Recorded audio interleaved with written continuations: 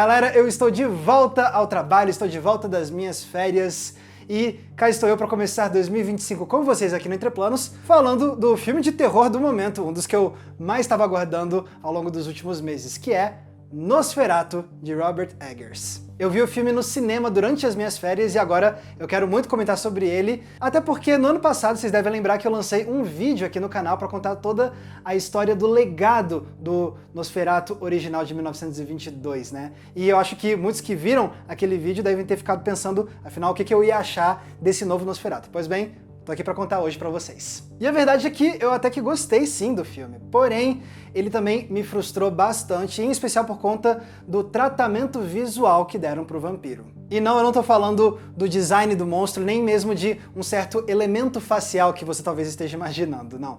É outra coisa. É algo que me faz pensar que talvez o Nosferatu do Eggers tenha um pouco de vergonha de ser Nosferatu. Mas para explicar isso em detalhes, vale o aviso de que eu vou ter que entrar em spoilers do novo Nosferatu. Então estejam avisados. Continua aqui comigo? Então beleza, vamos lá falar desse novo vampiro e o que me incomoda nele. Antes de mais nada, eu quero reiterar que eu acho que o novo Nosferatu é sim um bom filme de terror. Eu gosto como eles se mantêm bem próximos da história do original e também da história do Drácula, do Bram Stoker, que inspirou o primeiro Nosferatu, né? E, ao mesmo tempo, conseguem pegar certas áreas dessa obra e expandir para novas direções. Eu gosto muito de como desenvolvem, por exemplo, a personagem da Lucy nesse filme aqui. E como, dessa vez, essa personagem é utilizada para dar início e depois expandir uma camada mais sexual dessa história. Sim, você tem isso lá na história original do Drácula, mas no Nosferatu de 1922, essa parte sexual não entrou. Aqui o Eggers cria toda uma história de conexão passada entre a Lucy e o despertar que ela faz do Nosferatu, e é tudo baseado no desejo, e aí você cria essa mistura de a atração e o perigo, uma relação sexual tóxica, perigosa, mas impossível de você se desconectar. É uma obsessão que atrai e destrói, e o Eggers consegue ampliar isso para outras áreas do filme. O próprio ato de sugar sangue é diferente, não é naquele caminho tradicional da mordida no pescoço, que é sim bem sensual, mas aqui não. A mordida, o sugar o sangue do vampiro é aqui no peito, do lado do coração. É algo mais animalesco quase. E até a forma como o Eggers filma o vampiro sugando sangue traz essa ideia do coito, digamos assim. Tem um momento, por exemplo, que o Eggers filma de perfil o vampiro sugando o sangue do Hutter, e enquanto ele faz isso, ele mexe o corpo com movimentos pélvicos, assim, realmente como se fosse um ato sexual aquilo. E isso cria uma imagem de ataque vampiresco diferente de tudo que eu já vi, ao mesmo tempo que se relaciona com essa tradição do perigo e do desejo que está aí entrelaçado na figura do vampiro que vem sugar o seu sangue. E essa ideia do sensual que vira mórbido e chocante leva a outros momentos que me pegaram muito de surpresa, em especial a cena em que o personagem do Aaron Taylor Johnson vai no mausoléu e comete um ato de necrofilia. Inclusive eu vi algumas pessoas nas redes sociais falando, nossa, achei desnecessária aquela cena no mausoléu, é assim, muito perturbador. Você tá reclamando de algo perturbador? É um filme de terror, o que você espera? Isso é uma evidência de como o Eggers propõe essa carga mais sexualizada na relação vampiresca e quer levar a extremos que só amplificam a ideia do terror. Então, funciona muito bem. Para além dessa parte, eu gosto muito da caracterização dos outros personagens humanos, né?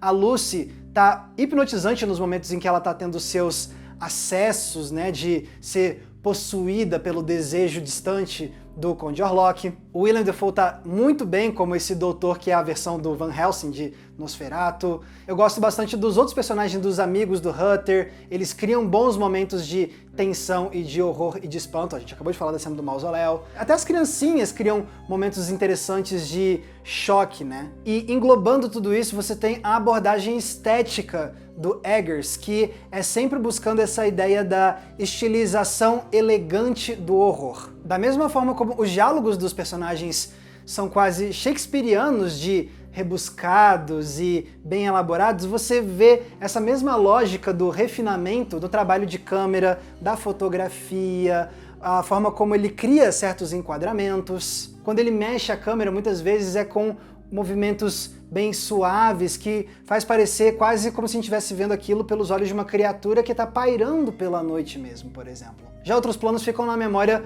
pela composição do quadro. Logo no começo a gente vê uma cena que, pra mim, é uma das mais que enche os olhos, digamos assim, que é quando a Lucy tá de perfil e a gente vê a sombra do Nosferatu na cortina voando ao vento. Eu acho esse plano belíssimo e que já traduz de forma muito poderosa essa conexão distante de desejo despertado.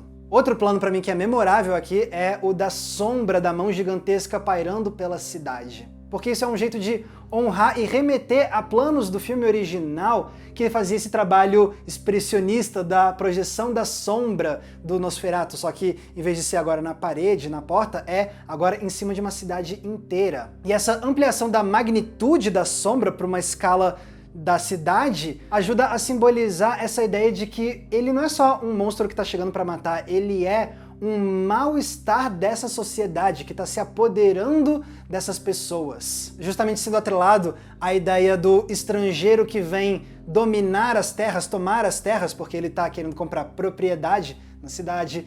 Tem também o fato da chegada dele estar associada à peste, à praga, com os ratos. Então esse mal generalizado político e social é muito bem representado por esse plano que, para mim, é memorável, da sombra em cima da cidade. E junte a isso tudo, boas imagens de horror mesmo, chocante. Então as criancinhas sendo mortas na nossa frente, a já citada cena do mausoléu, a putrefação, os bons sustos. Mas para que esse quebra-cabeça de horror fique completo, ainda falta uma peça crucial para a gente comentar e analisar, que é o próprio Nosferatu. E a construção desse vampiro, num primeiro momento, pra mim é fascinante, mas quanto mais o filme avança, mais ele vai me frustrando. Antes da estreia do filme, todo o trabalho de divulgação escondia como ia ser o look do novo Nosferatu, né? A gente não via isso nos trailers, nem nos pôsteres. Teve até algumas pessoas que fizeram umas montagens bem zoadas e não é desse jeito aqui que o Bill Skarsgård tá, por exemplo. É completamente diferente. Pois bem, começa o filme, você vê o protagonista chegando lá no castelo do Orlok,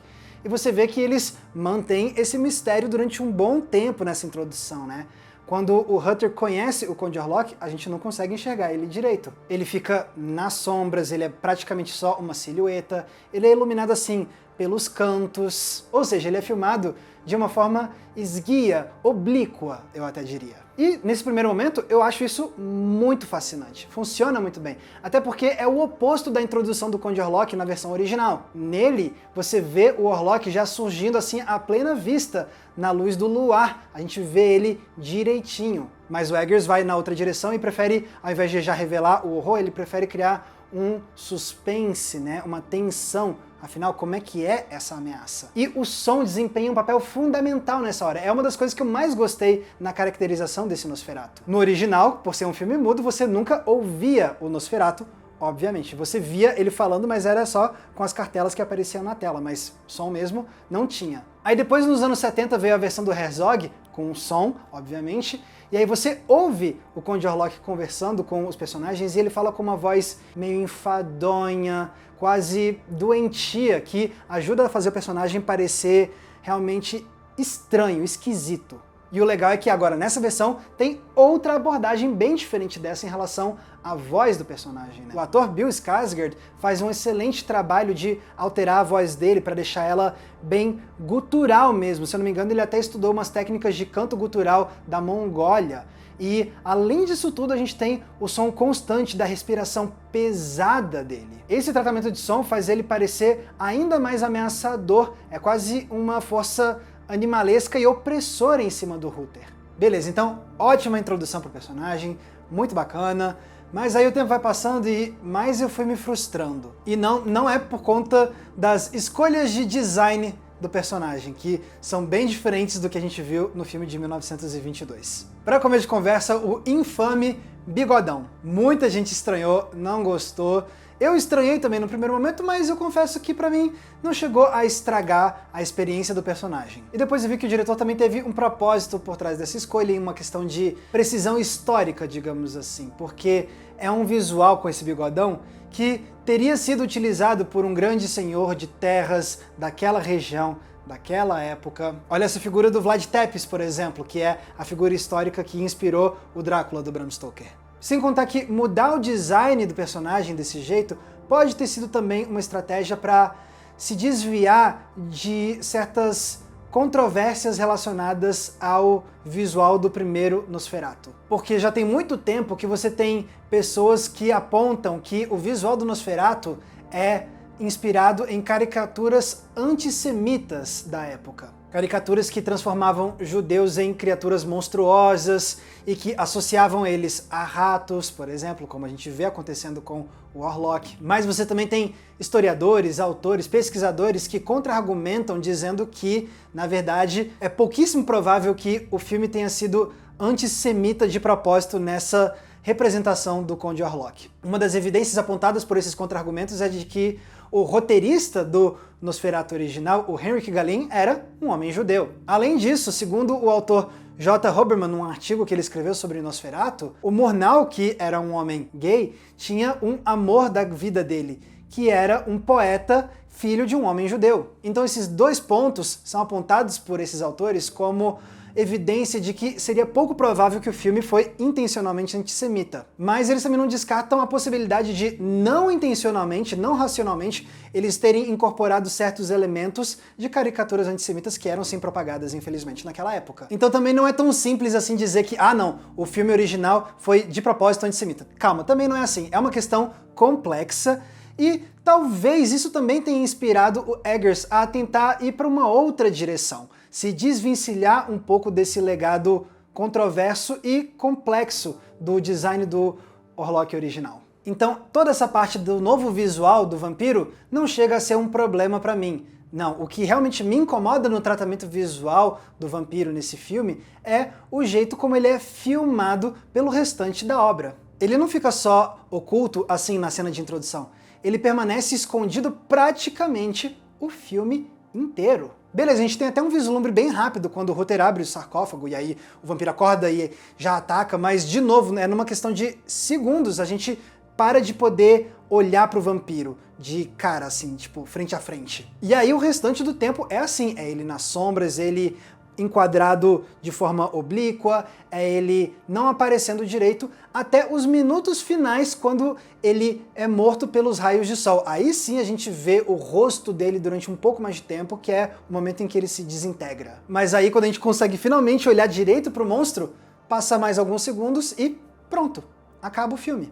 E eu até consigo tentar pensar em hipóteses de por que o Eggers quis ficar escondendo o tempo todo o Conde Warlock dele. Ele pode, por exemplo, ter pensado em filmes clássicos de terror que tem essa ideia do monstro que causa mais medo porque você não consegue vê-lo direito. São os casos clássicos de Sangue de Pantera, Tubarão, Alien. Mas será que é isso que vem à mente quando a gente pensa em Nosferatu? Eu já vou responder isso, mas antes, se você chegou até aqui e tá curtindo o vídeo, deixa o seu like, se inscreve aqui no canal, e se você quer ter acesso a conteúdos exclusivos que eu preparo para os nossos apoiadores, fica aqui até o final que você vai descobrir, inclusive, como fazer parte do Cineclube Entreplanos. Esses detalhes estão no final desse vídeo, mas agora vamos voltar então a falar de Nosferatu. Mas e aí, afinal, será que essa abordagem do vampiro que a gente mal consegue ver, será que é isso que a gente pensa quando a gente pensa em Nosferatu? Pra mim, não. Na verdade, isso vai na contramão do que fez o Nosferatu se tornar um ícone do terror e da cultura pop. No clássico, o diretor não só mostrava o visual do vampiro de forma muito clara, como fazia questão de segurar a câmera no personagem durante planos bem mais longos, para que a gente pudesse sentir justamente aquele frio na espinha de ver aquela criatura horrenda olhando no fundo da nossa alma. Algo que só amplificava o sentimento de que esse era um personagem capaz de nos hipnotizar. Essa imagem do Nosferatu parado encarando a gente entrou para a história do cinema e é em grande parte graças ao conceito que o escritor Sean T. Collins chamou de imagem de terror monumental. Esse é um conceito ao qual eu já dediquei um vídeo inteiro aqui no canal, então depois você pode conferir ele para entender em mais detalhes. Mas resumindo para o vídeo de hoje, a imagem de terror monumental, segundo o Collins, é aquela cena de um filme que mostra uma imagem aterradora e estática. A figura não tá fazendo nada para ameaçar imediatamente a vida dos personagens, ela tá lá só para ser observada e causar pânico,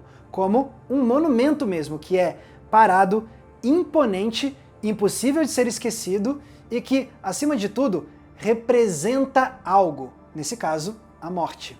E foi só agora, preparando o vídeo de hoje, que eu me toquei que naquele vídeo passado sobre a imagem de terror monumental, eu não cito nem mostro Nosferatu nenhuma vez, sendo que se encaixa perfeitamente nessa ideia. Quando a gente entende esse conceito da imagem de terror monumental, a gente entende ainda mais o que ajudou essa figura frontal e clara do vampiro monstruoso ter entrado para a história do cinema. Mas aí a gente vai pro novo filme do Eggers e ele vai completamente em outra direção, escondendo o tempo inteiro o seu vampiro. E nisso ele perde duas grandes oportunidades. Em primeiro lugar, de nos lembrar que se a gente se encantou e se assombrou com esse personagem, é muito por conta dessa relação totalmente frontal que a gente desenvolveu com o vampiro. E em segundo lugar, ele desperdiça a oportunidade de usar essa frontalidade do Nosferatu para potencializar as outras ideias boas que ele traz para essa nova versão. Principalmente a já mencionada camada sexual desse filme, que funciona não só pela temática, mas pelas imagens que ele cria para trazer essa ideia do perigo extremamente carnal. Mas pô, se a intenção é criar esse misto de sedução e horror, explorar a intersecção pavorosa entre desejo e repulsa, por que não só permitir que a gente possa ser seduzidos também pela imagem de terror monumental do Orlok? O Eggers tem a ousadia muito legal de mudar drasticamente o visual do Nosferatu, mas ao mesmo tempo ele não parece ter confiança de que esse novo visual vai ser tão hipnotizante e assustador quanto o original. Fica parecendo um esforço meia bomba, tipo, olha só, vou inovar, hein? Mas também não olha demais pra minha inovação. Pô, cara, confia mais no seu taco. Sustenta essa inovação que você propõe. E isso me leva pra minha outra frustração, que é, fica parecendo que o Eggers tem uma certa também vergonha de deixar o seu Nosferatu ser um monstro total, até no seu aspecto mais sensorial. E quando eu vejo isso eu penso, sério Eggers, até tu? Lá atrás em 2018, quando o Eggers despontou com A Bruxa, você começou a ter toda uma era dos filmes independentes de terror que estavam ganhando cada vez mais prestígio, e inclusive sendo associada à ascensão da A24, com seus filmes de terror de boutique, digamos assim. E muitos desses filmes de terror realmente são muito bons, mas você também começa a perceber que alguns filmes de terror dessa linha muitas vezes parecem estar mais preocupados em ter um refinamento estético para parecer um terror mais elevado, para usar um termo que eu detesto, mas que eu já vi algumas pessoas utilizando, mas na hora de ser um terror que suja mais as mãos de sangue, acaba fugindo um pouco disso. Não se propõe tanto a querer ser mais grotesco, mais nojento, mais chocante graficamente. Isso não é um erro inerente, nem todo filme de terror precisa seguir a mesma linha, mas para alguns exemplos eu sinto que isso faz o filme ficar pior mesmo. Eu sinto isso muito com o Demônio de Neon, por exemplo, e também com o Maxine, que saiu no ano passado. Obras com uma grande preocupação em parecer algo mega estético, bonito, mas na hora de ser um terrorzão mais chocante, é tímido demais. Parece que tem um pouco de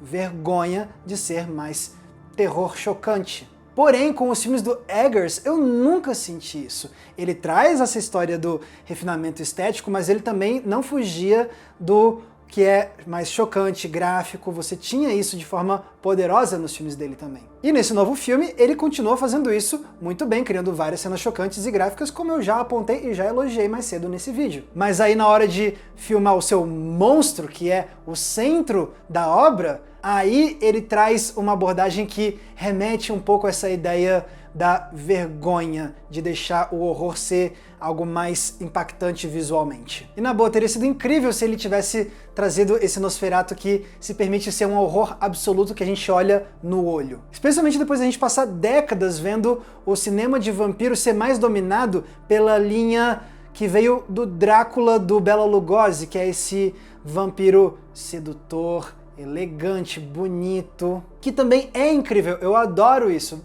mas isso meio que virou a norma cinematográfica, digamos assim, enquanto aquele vampiro mais monstruoso, nojento, asqueroso, virou meio que uma exceção. Você tinha muito menos exemplos disso. Quase como se uma enorme parte do imaginário popular tivesse se esquecido que vampiros também podem ser somente monstros horrendos de se olhar. E esse novo Nosferatu podia ter sido um baita bastião desse tipo de vampiro, que é a linhagem originada pelo primeiro Nosferatu. Então, nesse novo filme, o Eggers começa dando a impressão de que em algum momento a gente vai poder ver e ficar completamente aterrorizado só de olhar para o monstro, mas ele aponta a gente naquela direção, mas nunca permite que a gente vá até o monstro. E no fim isso causa um enorme desequilíbrio nessa nova versão. Por um lado, você tem um excelente trabalho de criar medo e choque com a parte da sombra, o peso da sombra desse vampiro em cima dos personagens humanos e dessa sociedade. Mas aí quando chega a hora de representar o monstro que projeta essa sombra tenebrosa,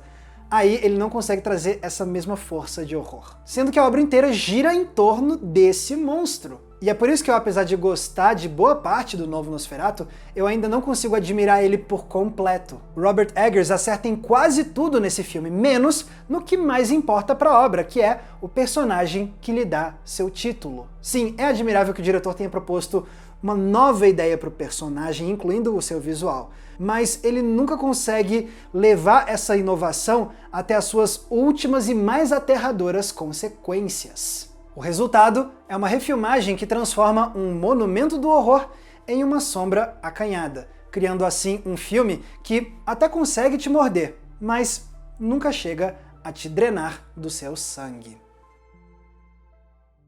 Mas agora eu quero ouvir de vocês. O que vocês acharam do novo Nosferatu? Vocês concordam com o que eu disse? Discordam? Escrevam aqui embaixo nos comentários que eu vou adorar ler o que vocês têm a dizer. E se vocês ficaram curiosos para ver os meus vídeos passados sobre a imagem de terror monumental e sobre o legado do Nosferatu original, vocês podem clicar nos links que eu tô deixando aqui embaixo na descrição. E se isso não for bastante e você quiser mais conteúdos extras exclusivos e ajudar a financiar o Entre Planos, você pode. Basta você entrar na nossa comunidade de apoiadores no Apoia-se. Para essa galera tem recomendação de filme toda semana no inbox do e-mail, grupo fechado, lives exclusivas e também o nosso Cineclube Entre Planos para a gente debater um filme por mês juntos via videoconferência. Para ter acesso a isso tudo e fazer parte dessa comunidade, é só clicar no link aqui embaixo na descrição. Lembrando também que se quiserem me acompanhar nas redes sociais é muito fácil, basta me procurarem usando os nomes que estão aparecendo aqui embaixo de mim. Mais uma vez, muito obrigado pela audiência, um abraço e até a próxima sessão.